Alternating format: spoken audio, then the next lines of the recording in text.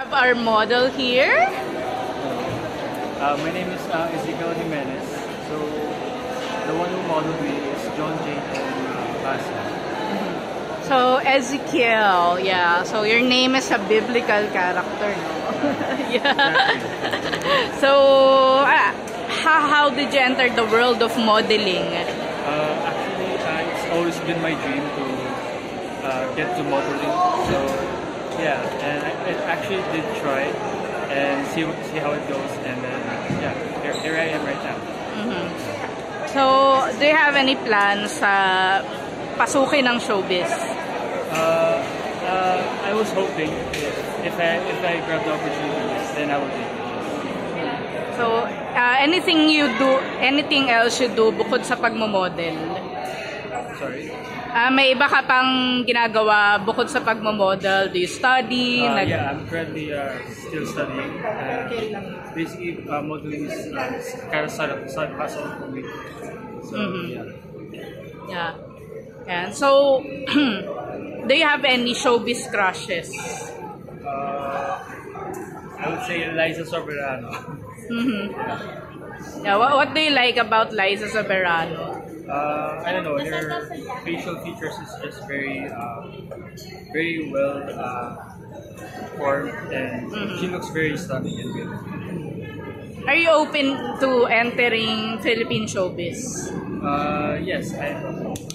Yeah. So if ever mas gusto pelikula or TV, teleserye, ganun? Actually, mga teleserye. Yeah. Pero nakapag-try ka na ba before, like kahit extra or support? Not yet. Yeah. Anong klaseng teleserye gusto mo, like yung straight up drama or yung medyo nauso ngayon like sa GMA, mystery, ganun? I guess drama, since based in the Philippines is very drama is very well known. So yeah. Yeah.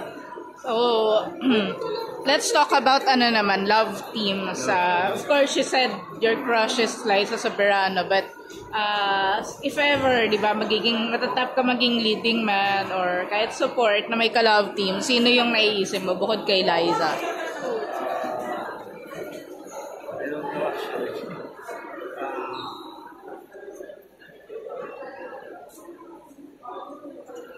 I have no idea. I don't know. You don't really watch much, ano. So, ano pa yung diba, of course, you're studying. What are your hobbies? My hobbies are modeling and dancing and acting. But I'm still working on it. Yeah. Ano yung mga, do you have any favorite local movies? Local movies. I forgot the name. It's Binga Padilla and The House of Us, yeah. House of Us. Yeah. Okay. So, yeah, speaking of movies na yan, about sa love team din yan, what can you say about, di ba may upcoming movie, si Kim Chiu and Paolo Avellino, what can you say about your team up? It's very, parang bagay pa sila. Since they both good looking, and yeah, and they all have matangkad rin po sila. So parang bagay. Yeah. So Ezekiel, ano yung nakikita mong like future mo 5 years from now? What do you want to happen in your career as a model and possibly as an actor? Hopefully, I can get to international modeling. Yeah, and acting as well. That's one of my goals. Pahabol question, since you mentioned international modeling, do you have any particular designers you want to work with locally and also internationally na rin? Actually, I like Calvin Klein and Polo Club. So you're willing to like model underwear, ganun? If I'm already confident in it. Yeah. Kasi pag naisip ko agad sila pag yung mga ganyang brands, yung underwear. Yeah. Okay. Thank you, Ezekiel. Good luck.